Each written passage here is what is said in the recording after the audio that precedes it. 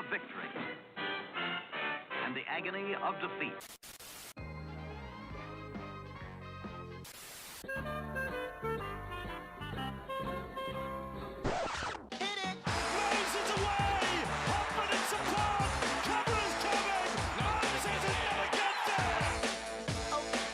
Madison, great ball around the corner, Petticini, he beats them all! Junior Polar out wide, bumped away from Trindle, Sharks coming through, none of them can hold this! Hello and welcome to everyone on a Tuesday evening. It's another episode of the Tip Sheet Podcast brought to you live. Teamless Tuesday, but no Parramatta Eels in action this week. I'm your host, John, also known as 4020, joining me to break down everything happening from Paradise and the NRL is my good mate, Sixties. Still plenty on the docket, mate. Hopefully not a monster podcast by any means this week, but we've got some Parramatta stuff to review. We've got some big happenings in the NRL with only 4 teams left in that hunt for the Provan-Summons Trophy. And we've also got some big news this week. Big breaking news this afternoon. We're actually in the middle of recording our season recap with Bernie Gurr when we got some massive news out of Bondi, which we're going to get to in the second half of the podcast. But before we do start talking football, as always, a quick check-in with you, mate. How are you doing? Probably not too different to 5 hours earlier when we were recording the season wrap of Bernie. Yes, it's not too long between drinks for us today. We've got a double recording session. Of course, the other one being pre-recorded, and tonight we're live as always. So I see Philip, Neil, and Scott in chat. Thanks for being there on launch or on the opening minutes of the show. Thanks, guys. But yeah, plenty to talk about, mate. So before we do, as always, I'll let you get through the important housekeeping stuff. Yeah, all the housekeeping stuff. So no matter what platform you're watching or listening to this on, if you can give it a like and subscribe, much appreciated. It really does help us to get the content out there to fellow Eels supporters or just rugby league supporters in general. And of course, a shout out to our sponsors, without whom we wouldn't be able to do what we do. And it is actually as simple as that, because it costs money to run a website. That's just how it is.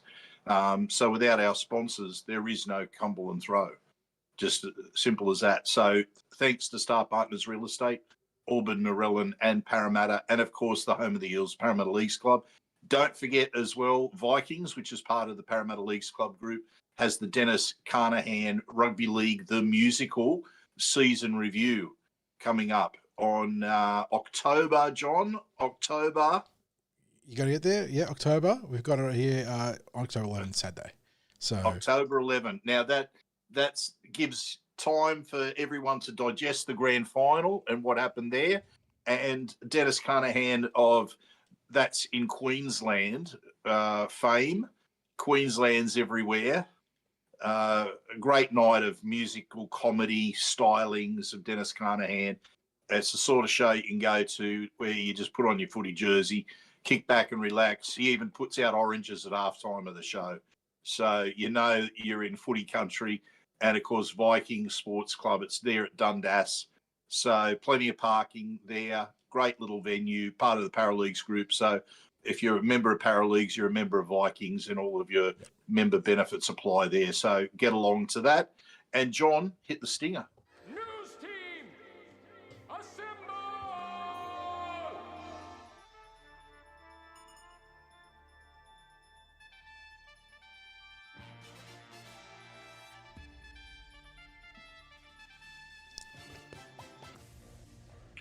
So John just dropped a little bit earlier that we were recording our season review, Eels season review with Bernie Gurr earlier this afternoon. We're going to drop that tomorrow afternoon, so we'll give time for this podcast to be consumed by all of you, be it live or on delay. And then, of course, the content keeps coming your way with Bernie's observations about the season, his takes on where the Eels are heading. We also spoke to Bernie about the Centre of Excellence, because Bernie did his first tour there this afternoon.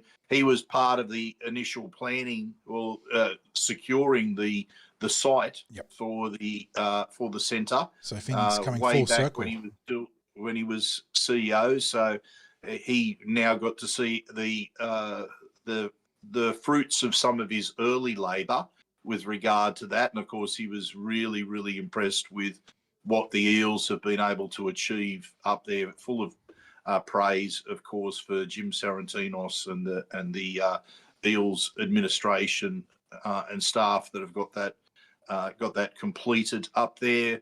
We also spoke to Bernie about his takes on the NRL season as a whole, and also some of his thoughts about getting the new franchises started and some of the concerns that should be there in terms of staffing issues for those clubs, because there is a lot that goes into starting up a new franchise.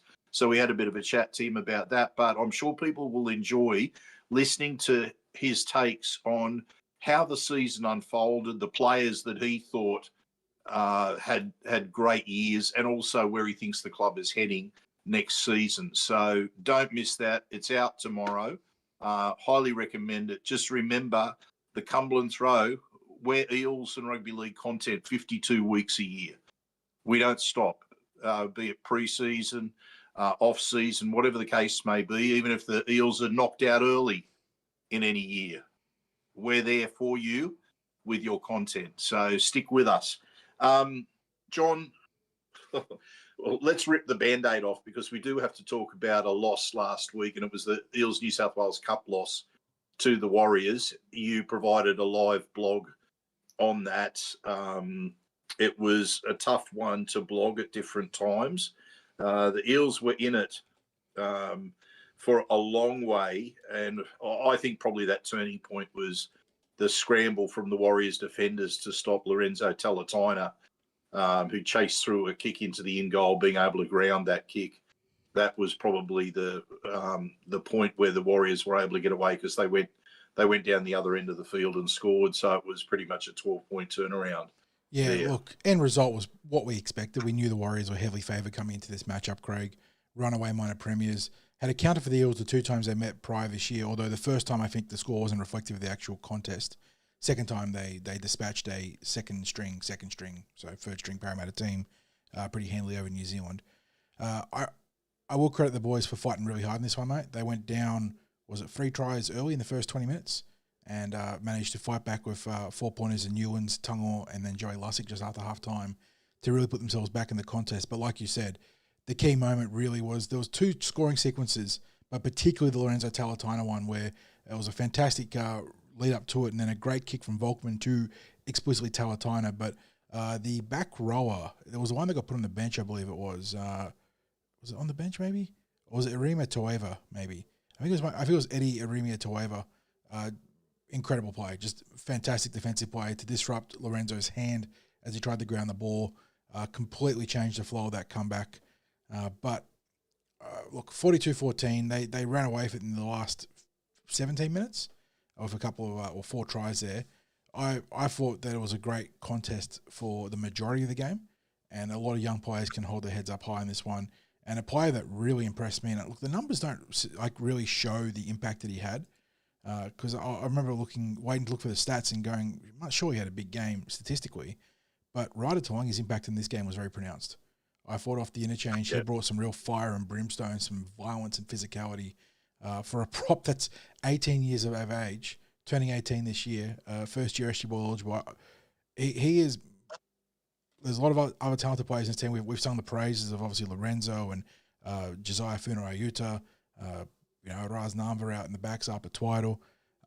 His meteoric rise in the last 6 weeks, it's not like we didn't see him coming in that regard. We've always praised Ryder and his potential, but he's taken 3 or 4 steps in the space of a month, going from ball to flag to grand final qualifier in the New South Wales Cup, where he made an impact.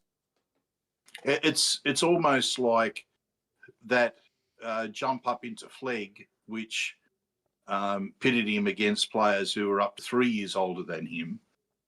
Was almost like a challenge thrown down to him. Well, lit a fire. What have you got? Yeah, what do you got? Yep. And he was like, "You want to see what I got? Here you go." Exactly.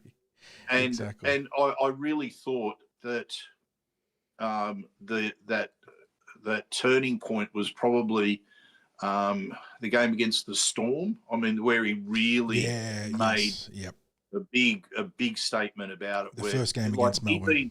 He'd been playing well before that, but he made the error at the start of the game, And you talk about lighting a fire under him, like having an early error which led to an immediate try to the Storm, literally from the kickoff, and then just taking the game by the scruff of the neck after that point with his physicality, his aggression. He ended up being sin bin towards the end, which is indicative of didn't the back fire down from a bit of a confrontation there, yeah. And Neil in chat was saying it looked like he put on some kilograms during the week and gained a few centimeters across the season. We noted that between each other too. We thought he had a big growth spurt at one point in the end. He was never a small boy to begin with, but it felt like he'd grown an inch or so and then gotten, like you said, a few kilos stronger. Oh, I did speak to his family about that, so it's they noted that as well. Okay. So our eyes weren't deceiving us. That's fantastic. No. Geez, no. So you sent me a message, and you may as well share it, John, because you made the early call. Yeah, well, we saw what Jason Riles did this preseason with the blokes that came in and put the staff on notice. If Ryder carries the momentum that he finished the season with into the NRL preseason, which he will get an NRL preseason, I believe, I would be tipping. I think the scale or the balance of things has now leaned more towards him debuting next year than not debuting at some point. Like not in a major capacity necessarily, but maybe at the back of the season or midway through a season when origin and injuries take a toll. I don't know. Just his rise has been so meteoric in the last month or so. I don't know where to recalibrate our expectations now. Yeah. I think it's an interesting call that you make because you look at how he's risen to playing open age players as a prop, and this is what we should emphasise as well, as a middle, and he hasn't shied away from any of the physicality, he doesn't back down from a contest against some more seasoned players. And I guess if he takes into training track work the attitude that he took into the back end of the season, it'll be interesting to see where he goes, because there's an NRL preseason is a tough ask. Like it really is. It's the players are there like 5 days a week working, and the coaches start to look for effort on effort. Yep. There's not just the conditioning aspect, it's the extras that they put in, how much time they're out there. Look, there's some players when you watch training, they have to be chased off the field. Like you've done your extras. Look, you actually are supposed to go in and take a break now. Go in. I mean, at times you do have to protect the players from themselves. That's part of coaching too. So, yeah, and obviously we keep bringing it up, but Riley Smith really was a standard setter in that regard. And you can't hold every player to the standards that Riley set because they are lofty. But that is the kind of energy you want to see from these young players heading into the preseason. And I think that we're going to see another big preseason, mate. And I'm really looking forward to your reports and hopefully getting out to Kellyville a few times myself, because there is an exciting crop of rookies coming through again. And it's not often you get to have back-to-back waves, or maybe even back-to-back-to-back if you're lucky, a la what Penrith did during the start of their golden run, waves of this kind of talent. So got to enjoy it. John, I'm going to back Riley to break his own Broncos record this preseason. He'll set himself for that.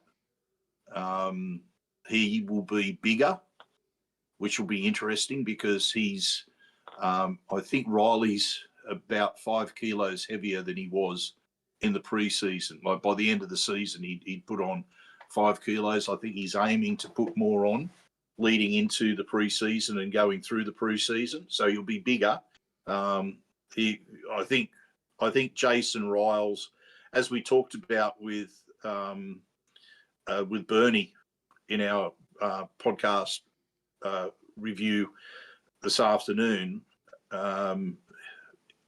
Jason Riles wants to be able to use both of the dummy halves, which means one of them at certain points in a game, i.e. Riley, might have a different role out there on the field, but still bringing the aspects of his game which have him held in high esteem by its supporters and his fellow teammates as well. That kick pressure, that being the annoying player out there that's just constantly a menace off the ball. Just that menace the whole time, just not letting the opposition rest for a moment.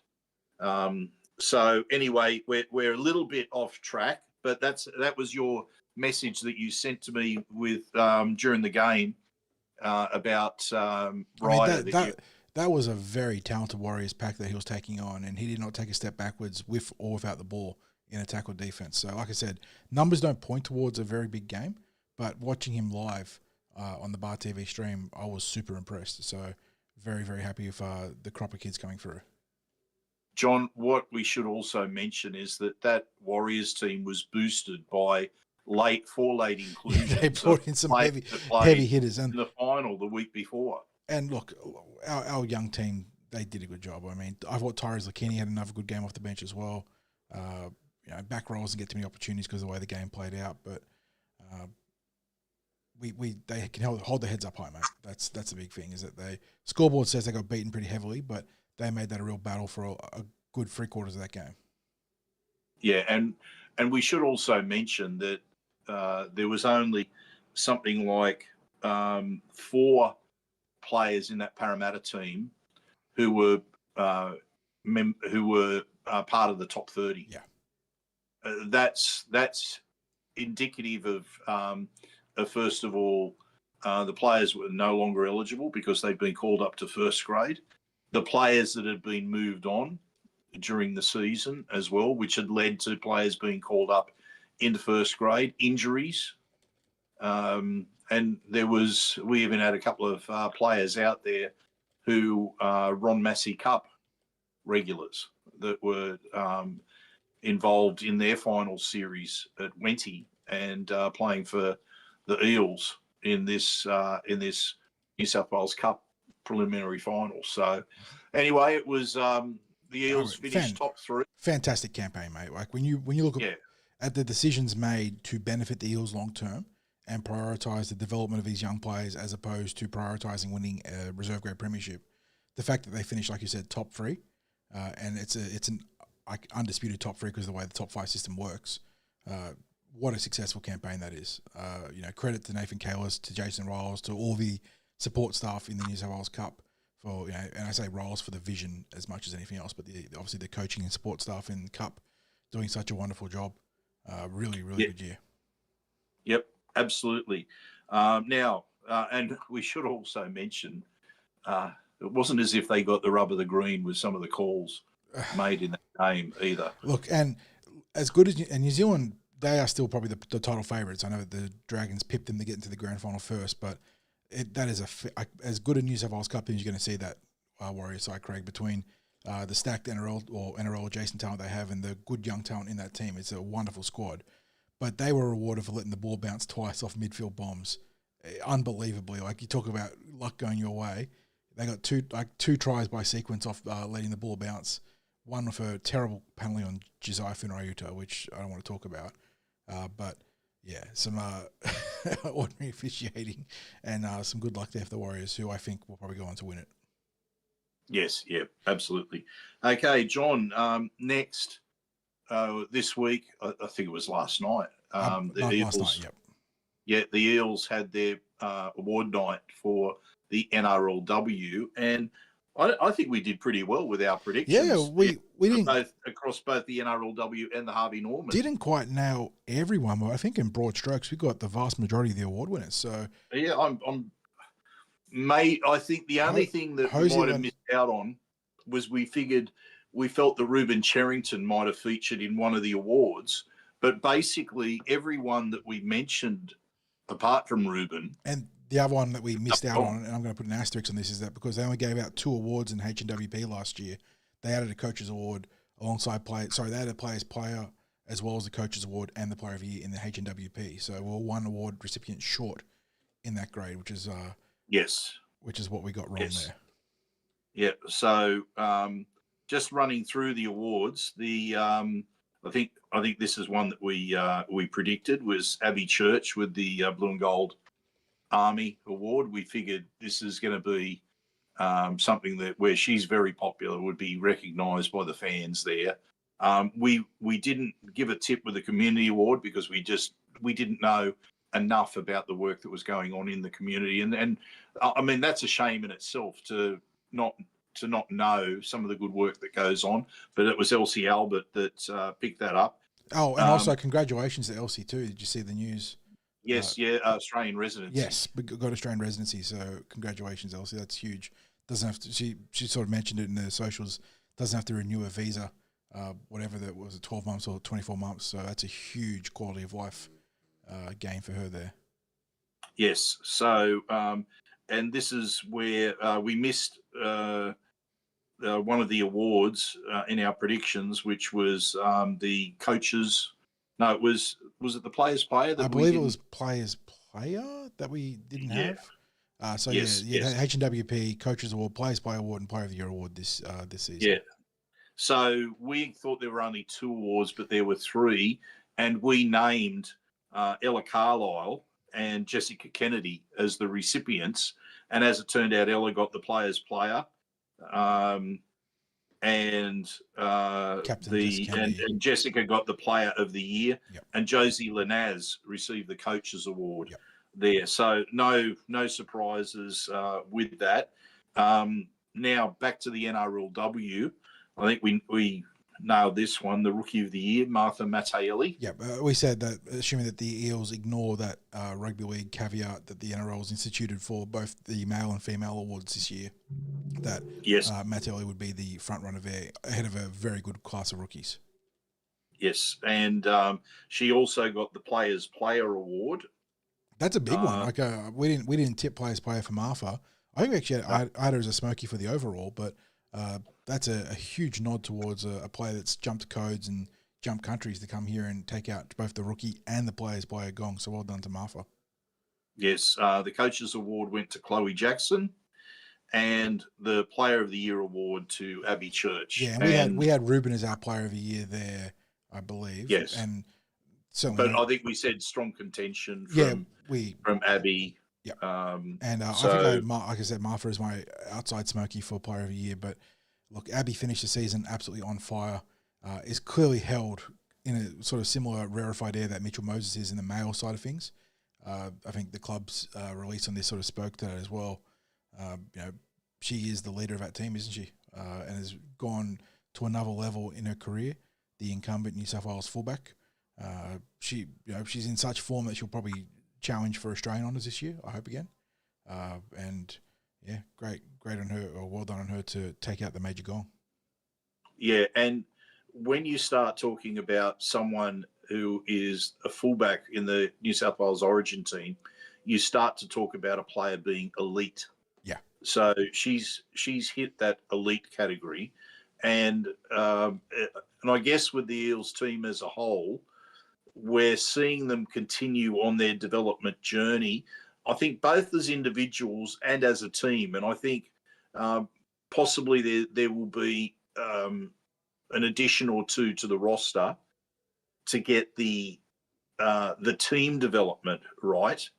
But in terms of the individual development, I think we'll see more of that again next year. And I guess missing Rory Owen and Cassie Toihiku for the majority of the season has been a big factor in how the Eels were performing in that mid-season slump that they had, because it really did coincide with losing them for the rest of the year. Yep. It was like taking away their attacking mojo. Not that their attack was slick in any way before that injury. There was probably some issues around the attack not being on song, being really clunky, but we certainly missed them. So have we got any comments from chat at the moment, John? Mike, or any questions? Mike was celebrating Elsie's big moment there too, and mentioned that she'd be a great mentor to keep around for the NRLW side for the youngsters coming through. Yeah, she's got a fantastic profile, not just at the Eels, but in the code itself. And be very interesting to see what, not just for Parramatta, but what some of this current generation of the, look, they're not the trailblazers because that was like the girls that came before them, but they are the ones that really settled the NRLW as we know it now. What's in the future for some of these players in terms of mentorship and development for the coming generations, and certainly someone like Elsie could be a prominent figure for the Parramatta Eels in that regard. Yeah, John, I think one of the interesting challenges facing the NRLW, we've spoken about it to almost to bore people to death, is the haves and the have-nots, and the haves are basically two teams, and the have-nots is everyone else, because you've got the Roosters and the Broncos who really have a large number of representative players on their books and are clearly a class above everyone else. The Roosters going through undefeated. Now, finals football could turn out anything whatsoever, but we'll be talking a little bit more about that when we get to the NRL news. But, John, when it comes to the Eels, I think we've got a choice to make about how many of the women's players can be linked full-time to the club, because I believe the Roosters have a large number of players who are in a full-time capacity in some way with the club. I think. Are we saying we're not maximising opportunities in that regard, or I think there is an avenue to increase the number. I think we have a number who are in different roles with the club. Might be about 4 or 5 that are in different roles with the club. The way that you take the women's game to the next level is by making them full-time in some capacity. Now, they're not going to earn the money that the men are when you're talking about the full-time payments, because the women's game isn't generating the sort of income that the men's game does. But if you want to create a quality product in the women's game, and the NRL's decided that they will have an elite women's competition, you have to invest in it. And I know there'll be plenty of people who will argue against investing in the women's game because it doesn't generate the revenue as yet. But there is a price to pay to grow a game. And without question, the product that the NRLW is able to put out there is so far and away better than the AFLW. It's they've just got the whole process wrong. The women's AFL, they expanded to every club without having the talent there for it. They were trying to convert players from other sports into AFL players, and you just can't do that at an elite competition. Where the NRL has to be careful is with allowing 2 clubs to be super And look, clubs. this is the sort of thing where I think they need to be swift and decisive, because if you allow, saying the rot to fester is probably not the right terminology, but if you allow the rich to get richer, it becomes that much harder to pry then loose talent and infrastructure and the gains made off the field as much as on the field, because we know about the importance of having systems that breed success that then breed better systems. I mean, go back to look at Melbourne, and again, not to try and cheapen what Bellamy and company have done on the field and legally, but there is no doubt in my mind that relative to what they did off the field that was illegal, they gained some huge benefits. And then they are still a preeminent NRL club, not solely on the back of it, but I think that has contributed to it. So you want to nip this one in the bud where you can. Look, I hope that our team can go out there and be aggressive in the market, go and find those 1 or 2 extra pieces if possible. And like you said, leverage some of those full-time roles that you can assign to the ladies. That would be not just for the on-field success, but you're talking about growing the product as well and making a stronger code for every team as well. If they can all leverage that full-time accessibility to the game. If the more players we have in our code for the NRLW that can focus either majority or fully on football, the better the product becomes. And I think that's got to be one of the real major milestones moving forwards in the near future, is to make the NRLW a full-time job for the players and the staff. And like you said, it's almost lost leading in a regard. We know that the NRLW is I say this without being any point in derogatory. Like, we know that it's like a money sink. You know what I mean? Like, lost leading, but it's not like a code that is putting out terrible product and we're saying, hey, we're doing this for the sake of diversity. The NRLW is legitimately a great product in its own rights. So there is a bright future here for the code, and I think they just need to keep investing in it. Yeah. John, I'm hoping you're not getting too much interference from this. I keep getting calls coming through. No, on my Instagram feed. So it's all good.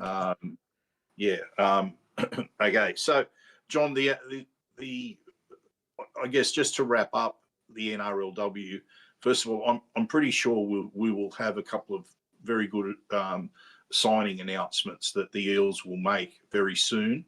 But the other thing that I wanted to say, just in wrapping it up, is we talked about her in our predictions ad infinitum, and for good reason. Martha Mattaelli, just seeing her get multiple gongs. As I said to you last week, John, being out at the stadium for that final home game and just hearing the calls for Martha from the crowd, she is a crowd favourite already. The growth in her game this season has been phenomenal. She is a player who, when the ball gets into her hands, the crowd jump up to their feet because they're expecting something to happen. She's strong, she's elusive, she's deceptively fast. She is an absolute powerhouse and a match winner out on the wing. So it'll be interesting to see what year two has in store for her as a rugby league player, as a Parramatta Eels player. And I think that just about brings us to the musical interlude, John, and I believe you're diving back into the archives. Yeah, cheating a little bit this week. Looking for some content that suits this week. Yeah, I cheated a little bit this week. Didn't have a muse, couldn't find a great sort of inflection point for the music. And, you know, I've been talking and chatting in the podcast. There's only 4 teams left standing in the NRL, in the NRLW too, by the way. John, can I just interrupt? How many podcasts are going to use the term inflection point? How many podcasts? I'll give you a total number 1. The tip sheet. Cumberland Throw. Yeah, you get your random word of the day from the TTT podcast. But look, 4 teams left, and none of them got yellow as a primary colour, I guess. I know the Broncos have got yellow or off yellow as a secondary colour. So 4 teams, no blondes, 4 non-blondes. And the old cover of or the shitty cover of What's Up that I had featuring He-Man and Skeletor was probably as good a song as any. What's up, Greg? What's up? Bit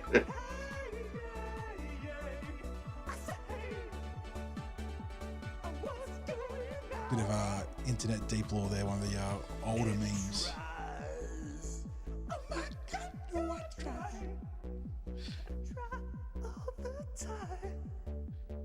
I'm telling you, the Eels have only one choice for at Parramatta Stadium, Combank Stadium.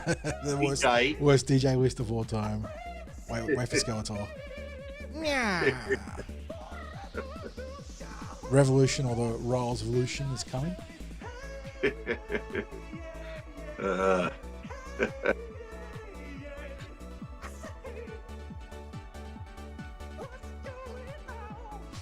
Yeah, Josh knows.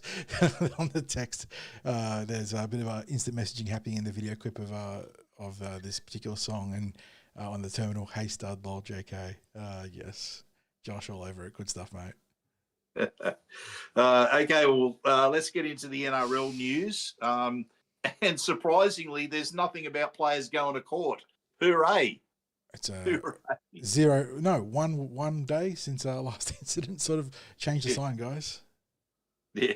So, okay, it's really about some big ins this week. Yes. The Broncos have got Ezra Mam and Adam Reynolds returning. The Storm have got Hughes and Pappenhausen returning. John, let's take it one at a time. The Broncos. That can't be how they line up. That can't be how they line up. No, it's that was what I was going to say. You're not going to start Mam on the bench. If he plays, or he if starts. he does, or if it works out that way, surely it's only like 10 minutes into the game and in he comes, and then you wonder why waste the substitution? Yeah, exactly. Yeah. I would assume, based on what they've put there for their top 17, that Ben Hunt goes to 9. You bring Ezra Mam in to start alongside Reynolds in the halves. Corey Pakes either drops out of a team because they trust Reynolds to play the 80, or goes back to that bench utility role. And if he drops out of a team, then, I mean, Jack Kosowski was a starter at one point, so I could see him coming into the team. But yeah, I prove me wrong, Madge. I don't know why you would start or bring Mam into the game off the interchange. Yeah, there's ducks, there's drakes, and if it looks like a duck and exactly, walks like a duck quacks and quacks like a duck, there's ducks and drakes. Yeah. So,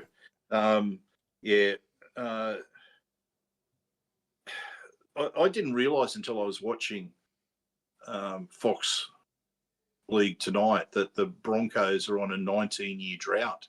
Yeah, Since 06. they're, like, 06, I know.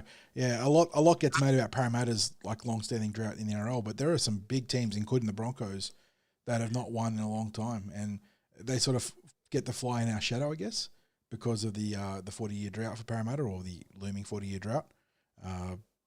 It's kind of crazy, isn't it, for a team that has the resources of Brisbane, and the prestige and the benefit that they've had with the, we always joke about the Friday night Broncos, but that is a huge logistical advantage to have a almost set in stone 7-day turnaround most weeks. They have been underperformers in terms of winning a premiership, and it is a reminder to one and all, whether they're blue and gold or otherwise, that winning a title is not easy. There is so much that goes into it, between timing all your talent and your coaching and having good luck. And that was a point that Bernie made in our review podcast, was talking about Penrith's dominance and how they've been so healthy at the right time of the year, is that there is a huge element of luck there. Like, you can have the best injury management and prehab or prehabilitation and whatnot, but at some point you have to acknowledge that the broken bones and the heavy injuries that you can't control for, that a team like Penrith has been incredibly lucky at the right time of the year. Yeah, and it's just reminded me too, because we didn't talk about it in the Eels. And Michael said the third party deals, very, very true for Brisbane, the third party deals too. Yes. But I believe that the Eels will work with Hayes Dunster. That was awesome news. I saw that, by the way. Yeah, was it the Mole that broke it?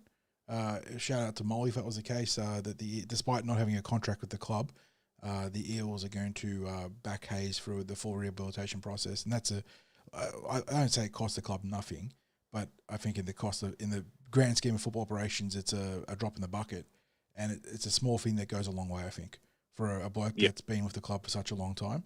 And at the very least, even if his football career cannot reignite or kickstart off the back of the rehabilitation, he can rejoin the workforce having properly rehabilitated, and that's a huge, huge thing.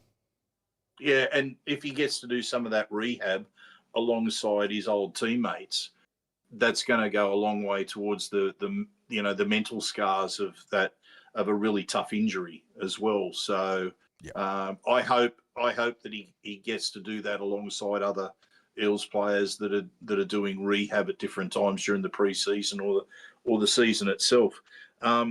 Hughes and Pappenhausen mentioned that they're both in for the Storm. Surely, I can't believe that Hughes is back 3 weeks after a broken arm. I guess it can happen because, as we know, Cooper Cronk played with that separated shoulder blade, like the break that was so bad in his shoulder, and got through, as he's said many times since then. Can't believe that people didn't target him. If they'd have known just how bad he was. Especially because it was Melbourne, wasn't it, that was playing him? Like the most ruthless team when it comes to exploiting a weakness. And for whatever reason, they didn't go after him more than a handful of tackles. I'm even struggling to think whether he was tackled in that game. It's early on, he made a couple of tackles and looked visibly uncomfortable, and they did not go back to that well. Crazy. But yeah, look, coming into this one, it's not just the fractured forearm. It's still that subluxation of the shoulder that you've got to be worried about too, because it was the who were we watching with in the pregame? That was one of our final pregame shows with a Eels legend, and they pointed out that the way he broke his wrist was trying to dive to avoid, when he went down, was to avoid hurting the shoulder, and so I don't know. I think that the concerns about the shoulder are equally as large as the ones about the forearm now, and it's because it's not the first time you would have seen a player play for broken forearm. I think Pedro Sivanasiva has done it in the past. We've seen Manu, I think, for us do it at one point. And then you put on the forearm guard and you wrap around it. But between that and the shoulder, I don't know. It's a big call. And they've been relatively successful with Jonah Pezzett. So I would have thought maybe they roll the dice on beating Cronulla, who are probably even though they're playing great football, would be viewed as a lower seed in the Final Four, and roll the dice on having him healthy for the grand final. But who knows? Yeah, look, I would have thought that they'd have a little bit of faith in Pezzett myself. But Josh saying Webke. I guess this is maybe how they feel about their team this year. And again, sort of a spoil to our chat with Bernie. He was sharing that same sort of vibe, wasn't he? That Melbourne's still one of the best teams in the competition this year, but both they and Penrith had come back to the pack somewhat. Which maybe speaks to their desperation here in pushing for Jerome to play this week. So definitely something to wait and see. If he is healthy, there's no doubt that's a huge boost to the Storm. I mean, one of the top three halves in this game, maybe even top four if you want to stretch it to, depending where you put Isaiah Katoa these days as a half on the rise. But there is no doubt that Moses, Cleary and Hughes are the cream of the crop, and reigning Dally medalists too. So it would be massive if he was anywhere near fit and it wasn't a concern about getting re-injured in the game. But Pappenhausen too, Craig, a lot of soft tissue issues for him this year. Is he going to be anywhere near 100%? Who knows? But looking at that team, I don't know. Like one thing that's really impressed me is how combative that Cronulla forward pack has been. I'm just looking at that Melbourne pack. Stefano is obviously a very good forward. Josh King's a toiler. Blore, Kamikamifa, and McDonald in the interchange. Is that enough juice? I don't know. Yeah, well, I think we'll get into some of that in just a moment, because we'll do a tip. Yeah, we'll do tips. We'll do a little bit of a preview and a tip. But John, what I wanted to also talk about was they've already sold out Suncorp Stadium. Not a surprise for this week. Not a surprise. I think the Broncos fandom have been starving for a big home final for a while. When they went through in 23, did they have home final rights? I have to double check this. Yeah, I'm not sure. Let me go look at the final series back then, because obviously they took. I mean, we mentioned with Bernie, it's two grand final rematches in the last decade: the 16 GF between Melbourne and Cronulla, and the 23 GF between the Broncos and the Panthers. So, pretty great script writing there by the NRL script writers. Well done. Doing a little bit of a replay. They did host a home final against the Warriors in 23 preliminary final, and they had 273,000 turn up. So pretty much a sellout there too. So look, Brisbane, Queensland, it's a rugby league state. If they hadn't sold out at this point, I would have been upset. Suncorp is a fantastic venue, but it's only a 50,000-ish capacity venue. They should be selling out every home final in that regard. Yeah, it should, and they did. They didn't get anywhere near, and I think I predicted almost spot on the crowd that would end up for the Broncos and Panthers finals. I think I said 55,000 for my tip of what crowd they'd get for the game last weekend. Yeah, you went that side of 60 and I went to 62, and the official number was 56,872. So yeah, you're pretty much spot on. As soon as I saw that the upper bowl was not like very heavily occupied, you knew it was under 60. That's like just with ANZ or whatever it's called, a core these days. What is it? Is it a core? Is it Allianz? A core. With our history of being Parramatta fans there for a few years and attending their big games there, if that upper bowl was not anywhere near capacity, it's going to be sub 60. So a good crowd, still in terms of a turnout, but a little bit disappointing given that it was two Sydney powerhouses, and especially the 4-time reigning premiers and one of the biggest fan bases in Canterbury. So, well, look, the Panthers they sell out the smaller Penrith Stadium, but the bigger stadium, it's probably a bit more of a challenge. But where the rugby league can be really, really happy is the television ratings, where they absolutely blasted the AFL off the park when it comes to TV ratings. We know that the fans turn up to watch AFL live because there's so many aficionados of the AFL game tell us you don't get an appreciation of the game unless you're actually there at the ground and can watch all the off-the-ball stuff that goes on in the game, whereas rugby league is a game that's really so highly suited to television because so much of the game happens within that space of where the ball is seen. Yeah. Now, of course, we know that there is still the element of going there live because you can see the players positioning themselves for plays, maybe one or two plays in advance. You can see what a team is working towards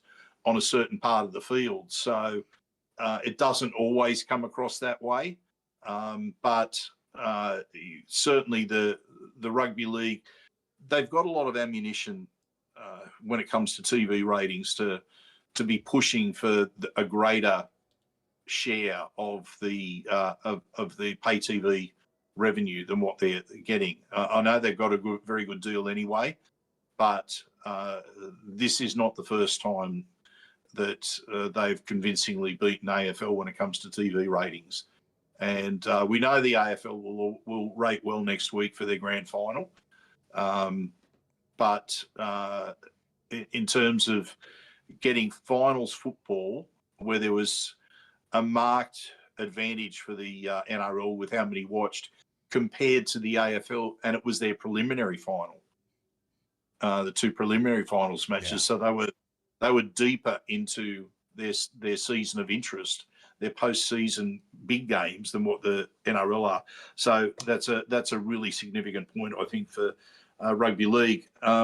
John, the other bit of news that was breaking this afternoon was, I'll let you pronounce his name because I always end up getting a bit of a tongue twister. Mark Nawaqanitawase.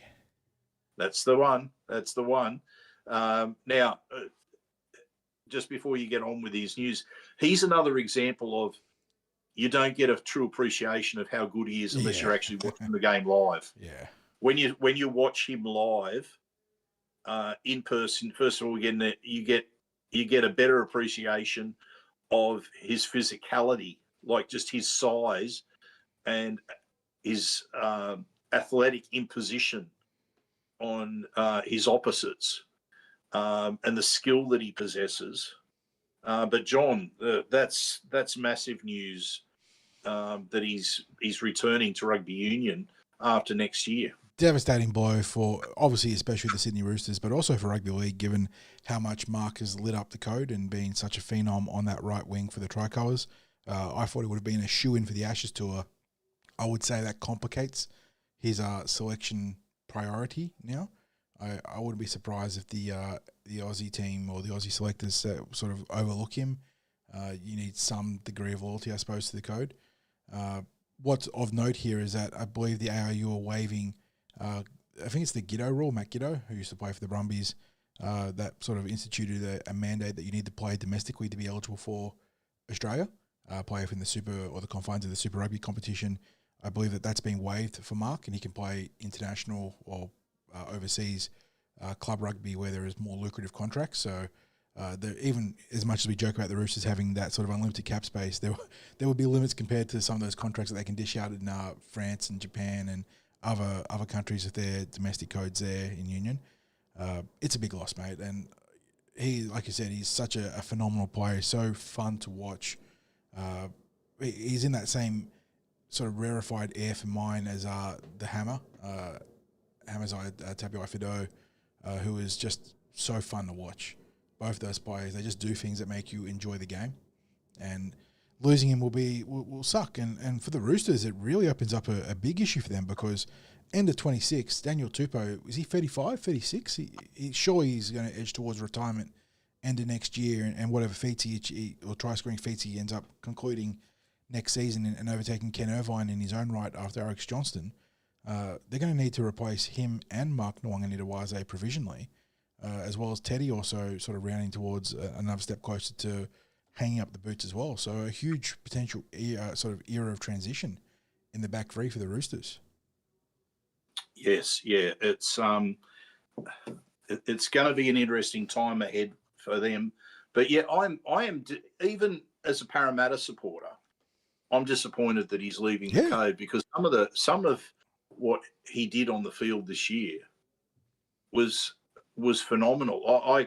I think back to that try where he hopped on one foot and kicked with the foot that he wasn't hopping on, and then came from outside the field of play to step inside the field of play to grab the ball in the end goal and ground it. And it was just that spatial awareness that he had there. The skill was next level, but you just don't see players doing the sort of things that he was doing this year.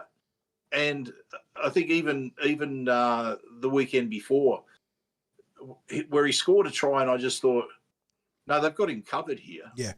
How many times this year did you think? Because I know that he was at the top of the try scorers list, but it was the efforts with the try assisting that were just as crazy. And against us, the Roosters scored 10 points, and they were both should have been credited directly to Mark with the ridiculous flick pass and then the sort of basketball waving the ball around after catching it and then finding support in the inside. Yeah, it sucks to lose him. And yeah, obviously it's at the Roosters' benefit that he would stay, but he's a player that I think elevated the code. And what I'm not going to begrudge him for getting the crazy dollars in overseas rugby that are going to be open to him now. But coming from someone, and this is, I know, an insular opinion. I know that it's not reflective necessarily of the players themselves, but I feel like the glory of a Rugby League World Cup has worn a lot thinner than it used to in the past. It used to be a mega draw card. Like back in the days when they went in and came in, they took Saylor and Rogers and Takiri and Walker, and I don't know who else was in that group of players that they poached. The Rugby World Cup was a crazy feather in the cap of the ARU and bringing players across. These days, Australia are barely a Tier 1 country, it feels like. Like they cannot beat Argentina consistently. They certainly don't stack up against the Springboks and the All Blacks and the premier Northern Hemisphere countries on a consistent basis. Like they could jag a win here and there, but we are not in the contention of winning a World Cup. So I don't know about the draw it has, but evidently that alongside the appeal of domestic foreign rugby enough to get Mark out of the NRL, which sucks. Yeah, and let's hope that what is it, that 360? Rugby 360, which... Rugby 360, I think that's run into some logistical issues and red tape issues. We'll have to wait and see what happens there, but that was doing all the hot business for a couple of weeks there in the media. It's gone on the quiet. We have to wait and see what's going on there. Yep. Now, a little bit of coaching news too. Bit of shuffling of the pairs. We've got Adam O'Brien, who is linking up with Manly, and you've got Steve Hales, who's going the other way from Manly up to Newcastle. Now, is there a link between Steve and what's his name that's taken over as the Newcastle coach? Did they work together at Parramatta? Sorry, which coach? Around the NYC, the incoming Knights coach.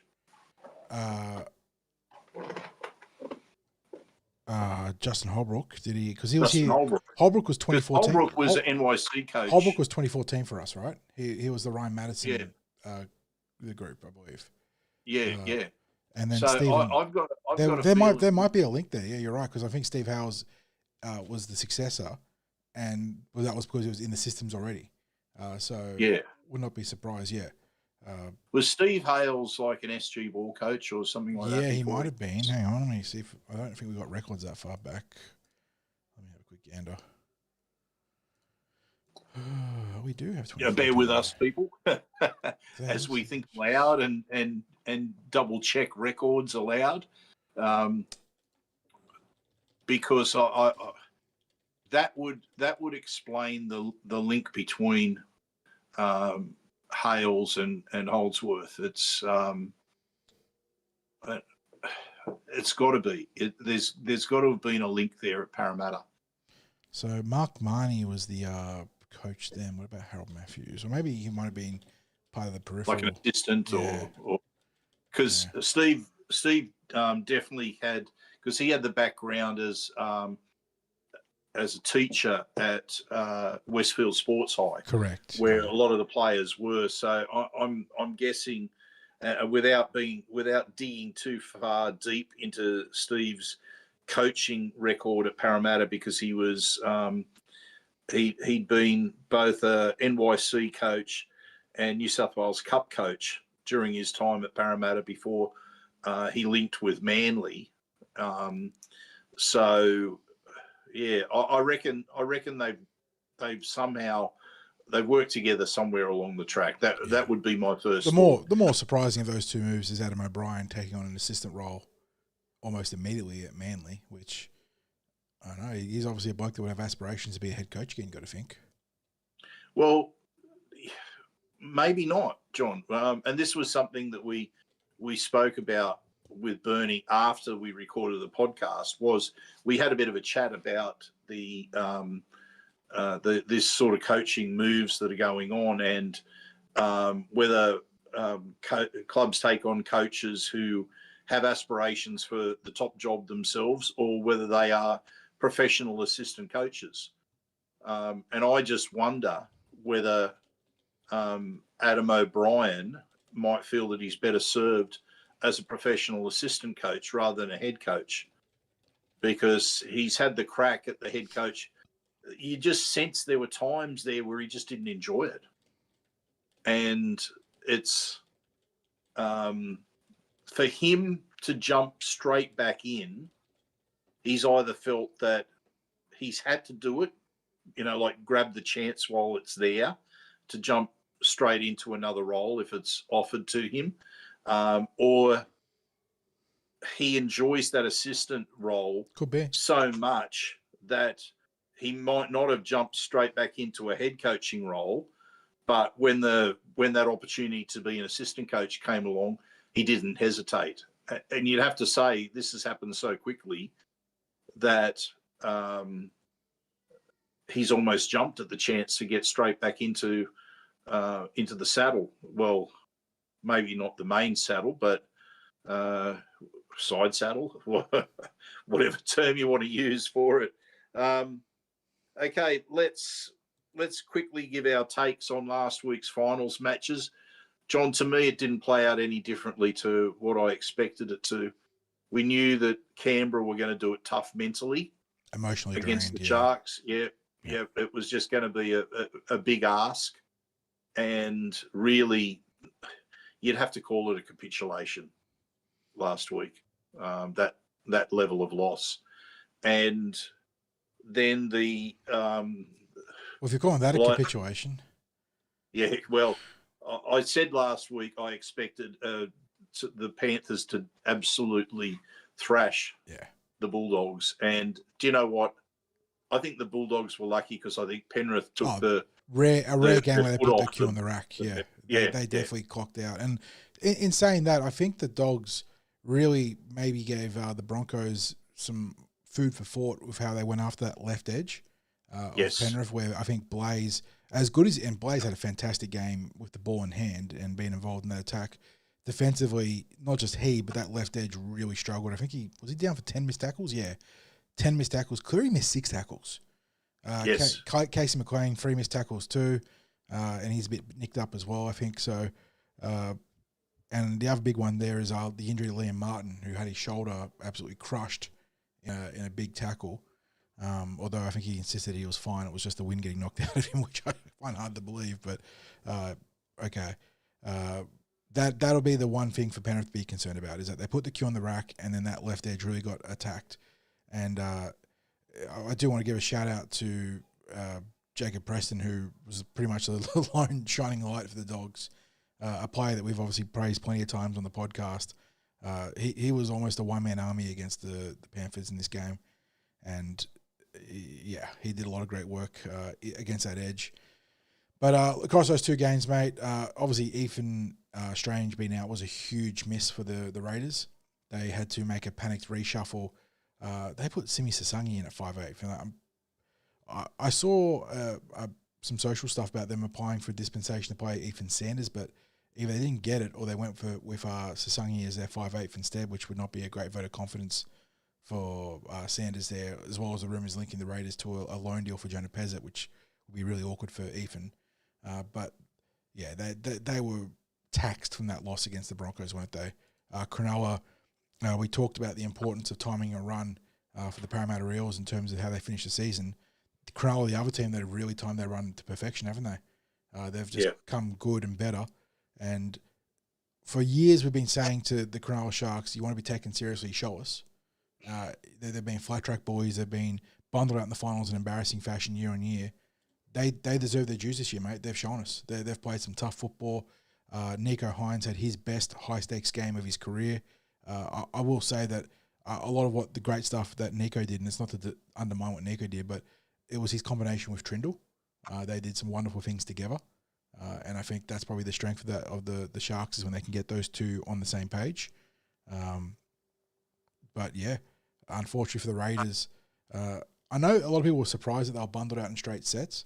I had a suspicion this could have been on the cards at least a little bit, insofar as Canberra, there's always a team every year that sort of punches above its weight for a long time, if not all the season. As I said to you and Bernie today, Canberra had a lot of their mid-tier players, like their solid squad players, really playing above their sort of career trajectory or career output this year. And that's not to be dismissive. That's why they've been so successful. But all it takes is two bad games, and that can happen, and you get bundled out. So I don't know. Tough for Canberra. They lose Jamal Fogarty to Manly, so they've got question marks at halfback whether they're going to promote Ethan Sanders or pursue someone like Jonah Pezzett. And can those players, and history says that a lot of those players will just go back to their mean output of form. You have an outlier year and you can't sustain it. Where does that leave Canberra? Don't know. But yeah, two fascinating clashes in the grand final qualifiers now. Yeah, John, just quickly on Canberra, they were the beneficiaries of the soft draw this year. They only had to play top eight teams, which basically translates to they only had to play one team twice. Yeah, good run of injuries, great draw, and to their credit, they took full advantage of both of those things. And at the end of the day, that's all you can do, is handle your business on your end. But that also can influence how you sort of close out the year, doesn't it? When the games get tighter and the opposition gets stronger, sometimes it pays to be a little bit more battle-hardened. And I think that at least in recent years, where we've sort of, again, been critical of the Sharks in recent years, benefits of a soft draw, has that left them exposed in the finals? And I suppose recent form would say it has. This year, Sharks had a bit of a tougher run to the finals. Probably, even though they didn't have a brutal draw, it was their toughest draw of like the last 5 years. They look more seasoned. They look more ready. So, real interesting stuff. And for the Dogs, well, Cameron Serrato got very cute with his team strategies and swapping guys during the season. He swapped wingers on the sides at one point, and then obviously the spine stuff. I think you know what he reminded me of, John, or who he reminded me of? Brian Smith. Almost outfoxing himself, trying to stay ahead of the curve. Yeah. Yep. Yeah. The Dogs are another team like Canberra, although they've got 2 years of solid performance, I guess. A lot of their midfield guys playing up and doing really good. I think Phil Gould, don't cite me on this, but I did see a comment on one of my footy discords that Phil Gould's come out and said that Matt Woods, is that his name? Woods? Yeah. Mitchell Woods is going to start at halfback next year, which then, again, Woods is a fantastic young player, but then there's a conundrum. What does that mean for everyone else? Does Burton get bumped into the centres? And if Burton goes to the centres, what happens to Sherry and Crichton? Does Crichton go to fullback? Don't know. They've got some important soul searching to do with their roster and how they sort of handle that construction element of it, because it's not working. And the other big thing too is that Reid Marnie's gone. Bailey Hayward's showing me nothing to be starting dummy half right now, and that's a huge one too. So, Bailey Hayward was an awesome utility player for him when they were running hot, but they decided to shake things up and it just didn't work. So, don't know. Well, look at what they've shook up. Spine. Gould said on 100% footy, so that's from the Emperor's mouth on national TV that Woods will be starting next year at halfback. Yeah. So they're going to continue to shake up the spine. Yeah. Who'd have guessed? You shake up the spine mid-season, it's going to have an impact. It didn't have the impact they wanted. It had the complete opposite. But the other side of the coin is, and it's true, their draw at the start of the year was ultra soft, ultra soft. And I don't know how many data points we need before we start drawing a coherent conclusion, but a soft draw is nice. Like, it's great to have those wins when the season's in the regular sort of midpoint. But I tell you what, the more we see of it, the more it just has you unprepared for the finals. Yep, absolutely. So let's get into our tips for these two preliminary finals this weekend, John. We've got the Panthers travelling up to Brisbane, and we've got the Sharks travelling down to Melbourne. So interesting that you've got grand final replays.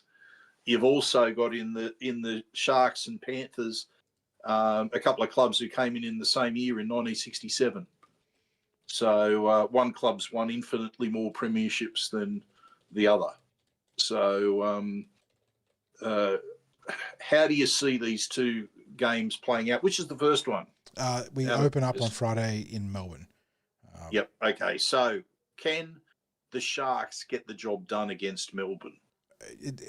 A fortnight ago, people would have called you crazy to say yes. But on presented form in the last fortnight, or since that point in the last fortnight, I would say they can absolutely get the job done. And there was a lot of clowning going on in the 360 panel last night, Craig, where people sort of saying, oh, you said they couldn't do this and they wouldn't be able to do that. And I think Nasta of all people made a pretty coherent point that while the Sharks should not be favourites to win the premiership, with what they've done the first 2 weeks of the finals, they have absolutely shown that they can win the premiership. So, look, interesting change of opinion that people have about the Sharks. I guess they are playing with a toughness that I don't think I've seen them play with before. I'll put my hand up, Craig. I absolutely clowned on the Sharks for long stretches in recent years because they have been flat track boys and regular season randies. Like they have done all the fancy, the pretty work in the regular season, beating up on bottom 8 teams.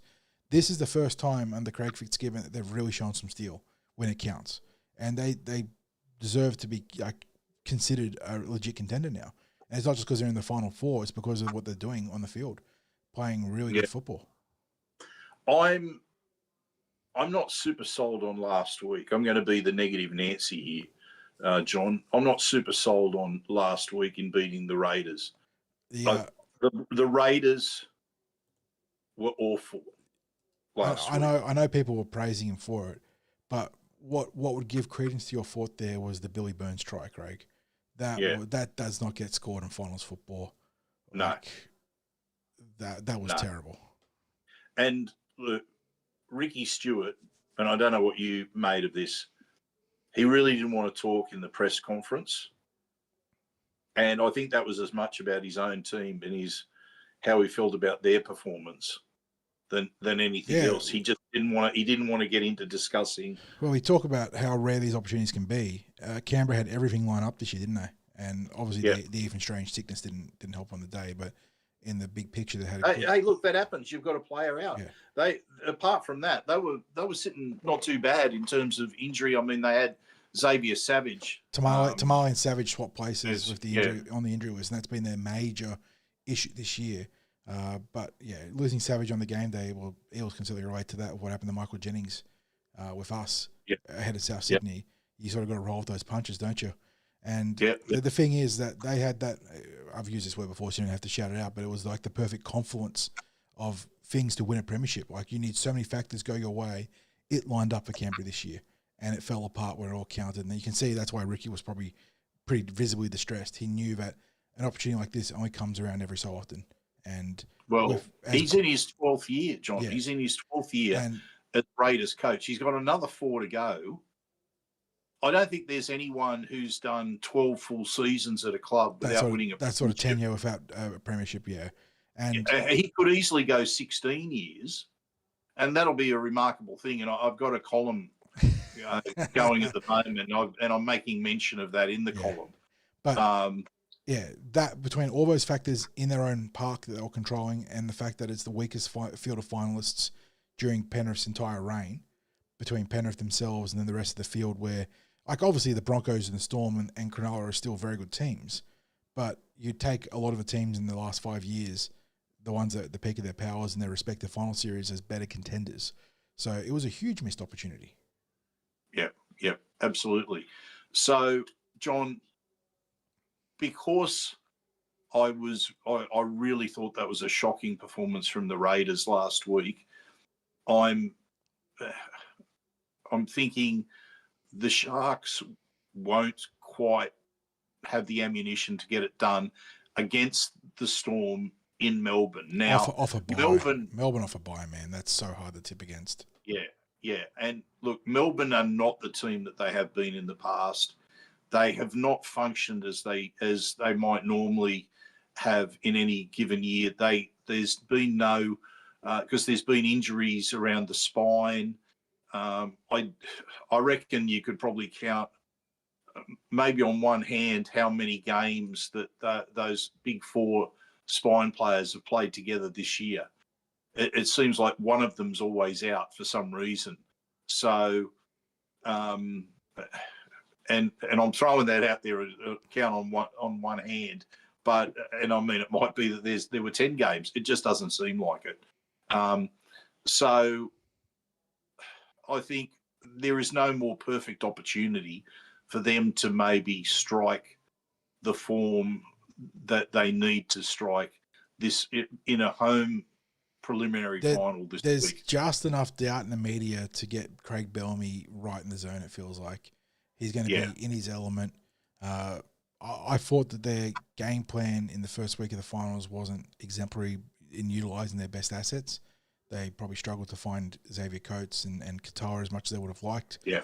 With the benefit of that extra week, knowing that the Sharks are rolling in here for like a real bit of grit and attitude, I think that Bellamy's going to be fully in his element and they're going to be so hard to beat. So I know it's a great narrative to see Cronulla go on and march into a grand final. I do think Melbourne prevail here, barring some sort of catastrophic sequence of on-field events that you can't account for. Yeah, look, I think so too. John, the negative about Melbourne is that there have been games this year where some of the more reliable players have had out-of-character shockers. Like both the wingers had shockers in that first week in the finals. And much was made about, the Bulldogs got pretty close to them. But as I said, I thought they conceded points directly from errors from the wingers in that game. And I guess that sort of thing can happen, but I don't think it's going to happen a second time. in 2 weeks. And that then takes us to perhaps the most interesting clash between the Panthers and the Broncos, because the Broncos, you would think they've got plenty of advantages going their way, being rested, some players coming back from injury, home ground advantage.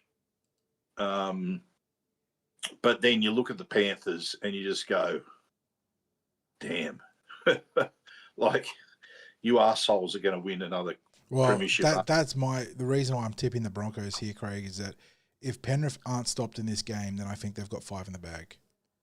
If they get to the grand final, it's almost impossible to tip against them. And there is an element of, and that's the thing, is that in their big run to 4 titles, and I know they had like close-ish games against South Sydney and Melbourne, the only time they looked genuinely vulnerable, though, was against Brisbane in the 23 decider, where the Broncos had an all-time bottle job, being up 22-4, was it? 22-6? I can't remember. Something like that. They were up a considerable score, and they absolutely bottled it.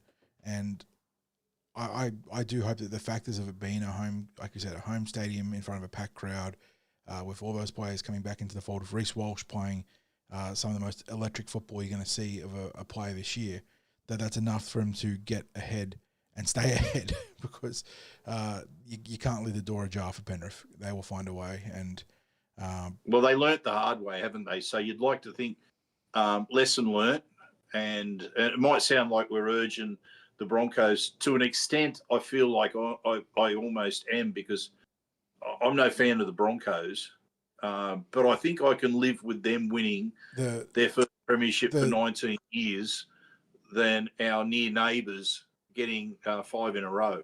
The News Corp Grand Final, Melbourne versus Brisbane. Yeah. Well, I think I can live with that rather than that is truly the lesser of the 3 evils here. Look, having sat through what I've sat through at Penrith Park, with Penrith supporters, and just the appalling behaviour that they subject Parramatta supporters to, for no reason other than we hate Para. Like that's literally, that's the intelligentsia of it all, isn't it? So, so I'm quite happy. I will acknowledge the Panthers as being a generational team. I will acknowledge them as being a history-making team, absolute dynasty, and Nathan Cleary as being one of the best club halfbacks I think I've ever seen. And I've watched football for 60 years, and his name deserves to be up there with the greats in terms of achievements in club football. I think he's got something that he still needs to prove at representative level, and we've talked about that in the past. Rugby league dark matter bullshit right there. The sort of conundrum between Nathan Cleary, the club level GOAT, and Nathan Cleary, the representative struggle strike merchant. Yeah, I don't know. Yeah. Look, at club level, he just dismantles opponents. He just dismantles them. It's like you can imagine the computer in his head going off as he's looking at the field, and he's weighing up everything that can possibly unfold. He's all in that regard. He's almost like Peter Sterling-esque in the way that he can be several plays ahead of what's happening. But what we've talked about before is when you get into Origin football, he's then competing against everyone in the opponent being elite. Josh raises an interesting point in chat. If he wins 5 in a row, does he even need rep football success to be an immortal? Probably not. 5 in a row on the salary cap year probably puts him in that sort of rarefied air where he would be a genuine immortal candidate despite struggles at, more so Origin than international, but especially the Origin level, because 5 in a row is just crazy. Yeah. Look, I mean, 6 grand finals in a row that's really special in itself. And in essence, the Eels went very, very close to that in that 80s run, because losing in the preliminary final in 85, and it would have been, if not for that, it would have been 6 grand finals in a row, 4 titles in those 6. Well, who knows? It could have been 5 titles in 6. We might have got them in 85, but we didn't because we didn't get to that match. But there is no doubt about the quality of the Panthers team, which is why we both fear them getting through this game, because if they get through this game, then they probably do take title number 5 in a row. And this in a season where they looked their most vulnerable, and to me, they still look their most vulnerable because, as you said, John, that left edge, it is a weakness defensively. It might not be a weakness in attack, but it is a most definitely a weakness defensively. And and I would be stunned if someone like Maguire, or even one of his assistants like Barrett, hasn't just looked at it and gone. The big matchup there, and look, Bernie was critical of the Brisbane back row as being weak in terms of offensive production for Brisbane, but the real wild card there is that the left edge of the Panthers matches up against Katoni Staggs, who Reece Walsh is getting all the plaudits, the one army of one, the one-man band in that game against Canberra. Katoni Staggs was also otherworldly in that game, and if he produces anything similar, it's going to be a long day for Blaze and that edge. Yeah. So, and I don't think they would have missed the fact that Nathan Cleary missed 6 tackles. Yeah, very uncharacteristic for Cleary. Yeah. Yeah, well, there's been some games where he has missed some tackles this year. And I'd sort of, when I saw the 6 tackles, my first thought was, the same as you, not unusual. And then I was starting to think about some of the games this season where he had missed tackles. And I thought that was probably part of the Panthers, big names not standing up earlier in the season as well. Like they just weren't. But anyway, John, let's make a tip with this. Who do you take, the Broncos or the Panthers? Not who do you want to win. I think we both have said that we want the Broncos to win, but who will win? I think the Broncos have a legit chance of taking it. So I'll cling to that. I think that Penrith are probably the favourites, just on the weight of premiership success and how good they've been in these clutch games. But I think the scars of 23 might be enough to fuel this Brisbane team, I hope, to get them over the Panthers. Well, I'll tell you what I'm tempted to do, John, just to lock it in. I'm tempted to go and put money on Penrith. Yeah, finally use the curse for good. The 60s curse. Let's pit the dynasty. Pit the dynasty against the 60s mocker. Come on, let's see. I might be prepared to cop a loss in the pocket for the sake of ending the dynasty. Give me. I know I said that Melbourne win, but give me the Super League Grand Final: Cronulla versus Brisbane. Okay. Yep. Look, I probably. See, I can't cop Cronulla winning and make them play in their Super League kits too. Look, I can't cop win the Sharks. The title that the Sharks won has got so many. Well, questions. I saw in chat someone was it Jamie? Who was it? Someone barracking for the Sharks to get their first non-asterisk premiership, which was a very good comment. The NRL glossing over the cap issues before and after the 2016 season. Yeah. Yes. But conveniently, cap compliant the week of the grand final was some of the terminology that was used. It literally was. That's literally what they were saying. Cap compliant in that week. It's anyway. Okay. Don't get me started on cap auditing, mate. You know where I'll go with that one. Yeah. Look, I'll go with the Panthers to win this one, John, and hoping that I'm wrong. Yeah. Well, look, that just about wraps up our news podcast. Don't forget that tomorrow afternoon we will drop our season review podcast with Bernie Gert. Honestly, don't miss it because you'll really enjoy Bernie's insights on Parramatta, the season they've had, what's happening in the NRL. The things have to be taken into consideration with expansion. It's just it's really insightful stuff from Bernie. So John, always a genuine privilege. I thoroughly enjoyed being able to listen to Bernie's takes on these things. I get to catch up with Bernie when he comes back to Australia. We normally catch up for a coffee and an informal chat over a couple of hours, and that's always enlightening. But when we're talking, I keep thinking to myself, "Oh, this will be good in the podcast. This will be good in the podcast." And the wonderful thing is, I say to Bernie, "What's the chance of getting a podcast recorded and get some of these thoughts down?" He's like, "Yeah, of course." So we really do appreciate it. Very privileged to be able to call him a mate of ours, and a fan of the blue and gold too. It's it's always great to see how invested he is in Parramatta.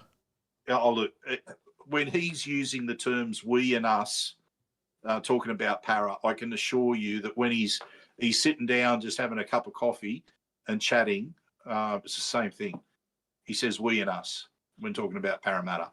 So he's got that place in his heart for the Eels. Look, he's always going to have that Roosters part to him, because that's his club that he grew up playing for. It's a club where he had success. But to know that he feels as passionately about Parramatta as well, it's really good, and he's very generous with his time that he gives us. So please have a listen to that. Thanks to our sponsors, Star Partners Real Estate, Auburn, Narellan and Parramatta, and of course Paraleagues, the home of the Eels. Don't forget the Dennis Carnahan show on the 11th of October at Vikings. If you're a member of Paraleagues, you're a member of Vikings. Great show to go and see. Don't forget to get your tickets. They're only $50, and you're going to have a thoroughly enjoyable night at Vikings with that. Thank you to everyone who's either been listening to this or watching it, whether you're watching live or on delay. We appreciate your support. Don't forget to like and subscribe, however. And John, thank you again for a big day of recording. And as I always say, go you mighty Eels.